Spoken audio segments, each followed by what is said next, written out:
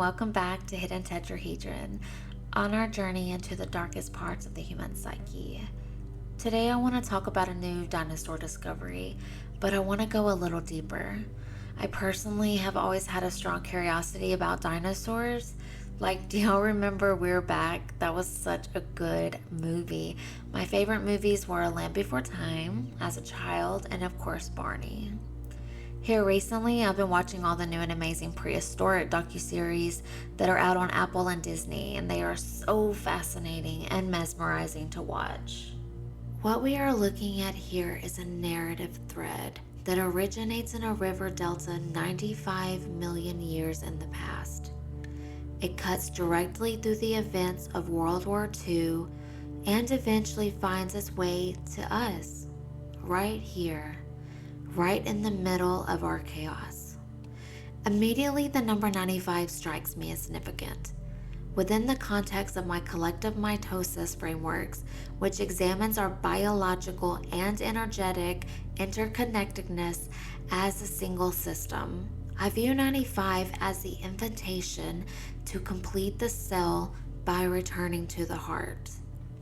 This connects to my single cell God framework, where a single cell splits and expands until it reaches 9, representing the finished new cell. In this process, 5 represents the heart or the furnace, the central point where all energies converge to be resurrected into a new system.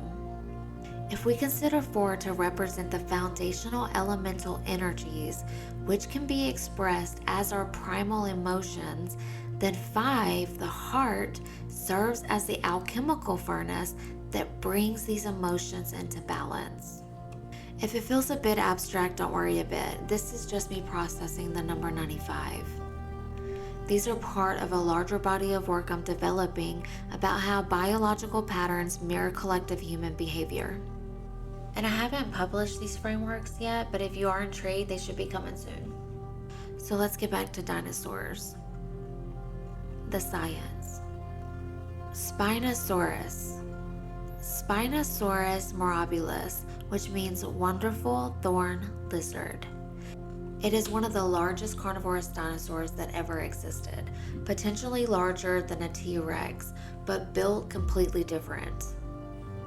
And for almost a century, we barely understood it. The original fossils were discovered in the early 1900s in Egypt. They were studied, cataloged, and housed in a museum in Munich. And then in 1944, during World War II, that museum was bombed and the bones were destroyed. Scientists spent the next several decades working from old sketches and plaster cast.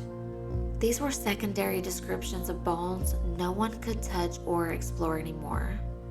We knew this dinosaur existed, but we had no physical evidence that could be studied.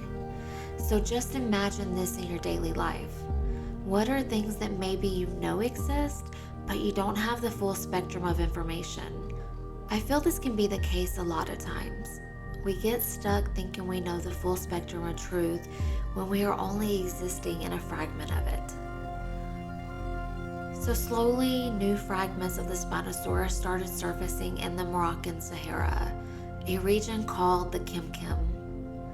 While using tools we simply didn't have before, like X-ray imaging and AI-assisted fossil analysis, scientists were finally able to reconstruct the full picture. It is more than just a place of heat and sand. It is a vast, arid storage system for everything we have collectively buried or deemed lost to the wars of our history. We tend to view the desert as a void, but in reality, it is a massive repository of the collective shadow. It holds the narratives that our conscious minds are not yet ready to carry. And just as the Sahara preserved the bones of this river-dwelling giant beneath the layers of dry sediment, our psychic deserts hides the parts of ourselves that are still fluid and alive, submerged under the weight of suppression. It is the space where information isn't truly destroyed, it is simply waiting for the lens powerful enough to see through the burial. So what they found was unlike anything in the previous records. Spinosaurus was semi-aquatic. It didn't just live near water, it hunted in it. It had dense legs that were built for weight, not speed, nostrils positioned high on the skull to breathe while submerged, a tail flattened like a paddle. It was a creature that lived in two worlds at once. Not fully land, not fully water, but the threshold between them. But there's one detail that reveals even more about how this creature navigated uncertainty, and that is its teeth. They were conical, not serrated like a predator typically built for tearing through solid flesh, but smooth and pointed, built specifically for gripping slippery prey. They were engineered for the unpredictable. I find that really fascinating because the teeth are what we use to break stuff down, to begin the process of digestion. And symbolically, if we think about dark matter, shadow material, and the unprocessed parts of ourselves, the Spinosaurus had teeth specifically designed for that work. Not rigid or brittle, but adapted for uncertainty.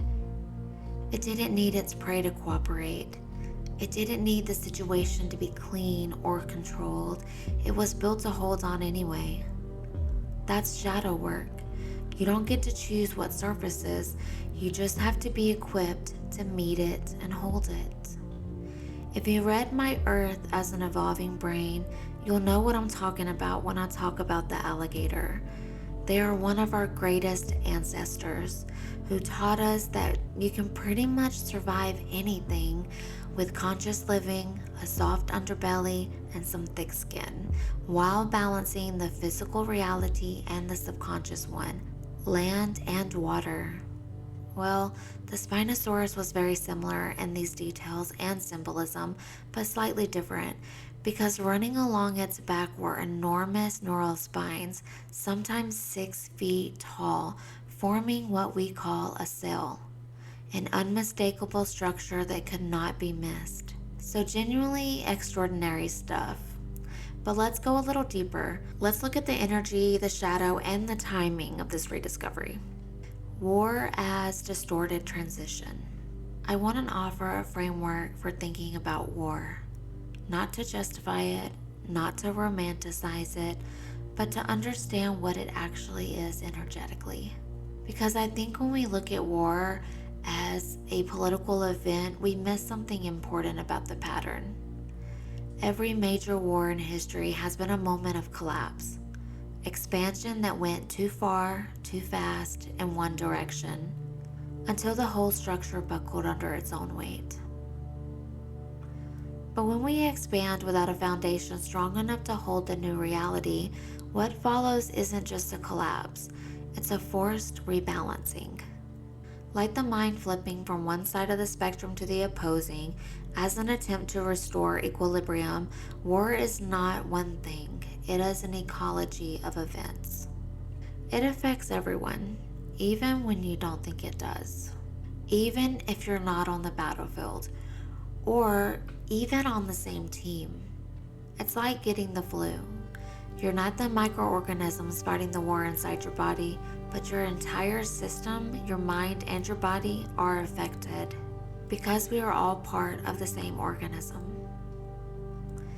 Another way to see it, war is the friction between our potential and our old reality. On one side, those who want nothing but the future. On the other, those who want nothing but the past. And a few standing somewhere near the center trying to hold space for both. A conscious mind looks at the tension and says, we need to find the middle ground together. We need to integrate this. An unconscious mind says, we need to sacrifice something to resolve this. We need to extinguish this other energy because it threatens mine. These are the same energies expressed through different distortions. This is the collective shadow at work. Everything a civilization has refused to look at, refused to integrate, refused to metabolize, eventually erupting. And when it does on this scale, we call it war. World War I was the collapse of an entire order. Empires that had been accumulating for centuries, built on hierarchies and suppressions that were never resolved, just managed. The pressure finally gave. World War II was the same energy, unfinished. Because when war ends without the underlying shadow being integrated, when we resolve the conflict with force, but don't do the inner work, the pattern doesn't end. It just reorganizes, and it comes back, and most of the time, more evolved and more dense. And in the middle of World War II, at the height of this eruption, the bones of the Hell-Heron were destroyed. I don't think that's incidental. The bombing that took out those fossils was the same energy that takes out everything it cannot categorize. Everything that lives on the threshold. Everything that doesn't fit the dominant framework of its time. We were not collectively ready to process what this creature represented, so we destroyed it unconsciously so that it could resurface later when we were. The name of this dinosaur, the Spino, is very interesting to me. It's from the Latin spina, which gives us the word spine. The spine is the central column of the body, the bridge between what is rooted in the earth and what reaches towards something higher. In Kundalini Yoga and many indigenous traditions and in energetic frameworks across cultures, the spine is the axis, the place where the physical and the spiritual meet inside the body. And this animal, with 6-foot spines rising off the back like a cell, like an antenna, feet in the mud, and structure reaching towards the sky, was a physical monument to that architecture.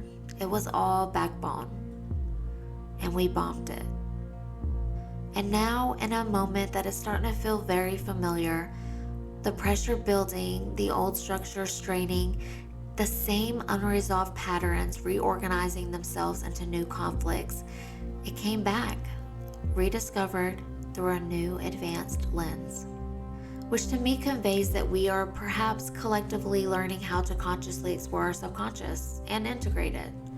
So this thorn lizard, with its vertical spine, living in the liminal space, carrying its defining feature like a declaration, was back from the sediment. And it brought a question with it. The choice. So here we are again, standing at the threshold, just like the Spinosaurus did. If war is what happens when collective shadow goes unintegrated, when the pressure of everything we refuse to look at finally exceeds the capacity of the structures containing it, then we are in a familiar moment. The expansion has been enormous. The suppression has been enormous, and the pressure is visible to anyone paying attention. The question the Hell-Heron is proposing, and I genuinely believe this is what the timing of this discovery is pointing to, is whether we are going to do what we've always done. Temporarily resolve the conflict with force, leave the shadow unexamined, and guarantee that it comes back again, in another generation, in another form.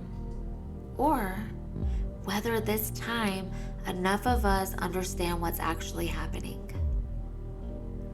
We are being invited to balance these energies internally instead of externally, to integrate the trauma, then use its wisdom for resolution and evolution. And here is what that actually looks like inside the human nervous system. We observe something. It triggers an emotional pattern. That pattern drives behavior, and we express it outward, project it onto the world around us. We skip the step where we bring it back to our hearts by looking at it consciously, feeling it fully, and letting it be metabolized into something more aligned. That skip step, that is where wars are born, internally and externally. The Spinosaurus lived in the threshold between land and water, between the conscious and the unconscious, and it built a body capable of holding both. That's not compromise. That's integration. That's what it actually looks like to carry your shadow instead of projecting it outward. And its defining feature, the thing it could not hide, the thing that made it unmistakable, was its spine. So the question this discovery is really asking is, what are we going to choose? Are we going to integrate our shadow, or are we going to do what we did the last time these bones existed in the world? Because the energy is going to transition either way. It always does. The only variable is whether we participate in that consciously or whether we let it happen to us again unconsciously. So that's what I've been sitting with this week, and thank you so much for exploring it with me. If something in here resonated, I would genuinely like to know. Drop it in the comments. And if there's a symbol, a text, an archetype, or anything at all that you want me to look at through these lenses, let me know. That's what this space is for. I have more coming. Thank you for being here. Take care of yourself. See you next time.